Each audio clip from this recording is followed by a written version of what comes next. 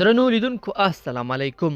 ملګرو ملتونه وایي د افغانستان اقتصاد به په څو راتلونکو اونیو کې سقوط وکړي. ملګرو ملتونو یو ځل بیا د افغانستان د اقتصاد د سقوط د احتمال په اړه خبرداری ورکړی دی.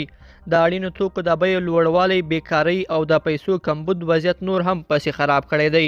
د ملګرو ملتونو د اټکلونو پر اساس واک ته د طالبانو د رسیدو له وجې د افغانستان اقتصاد سقوط کېدو ته نږدې شوی دی.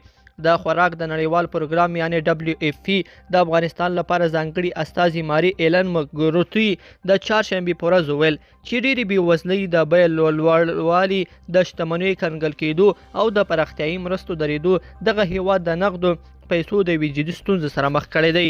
نوموړي خبرداری ورکړې چې ښایي یوازې څو اونۍ وروسته د افغانستان اقتصاد سره وپاشل شي.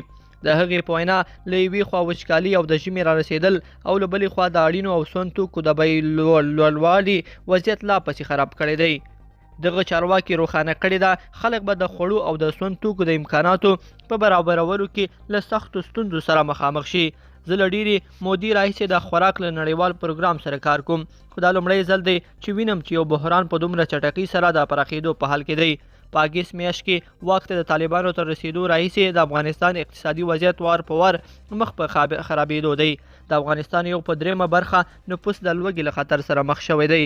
که څه هم چې یو شمېر هیوادونو د ملګرو ملتونو په کوربتوب یو کنفرانس کې له افغانستان سره تر $1 میلیارډ ډیرو پیسو بشري مرستو ژمنه کړې ده، خو ظاهرا د دې ژمنې د عملي کولو په برخه کې ډېرې ستونزې موجودې دي.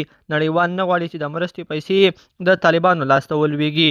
لیدونکو په دې هیله چې دا مطلب به مو تر پایه لیدلی وي. که مو ویډیو خوښه شوې ویډیو لایک کړئ او چینل سبسکرایب کړئ. تر بیا ښه وخت.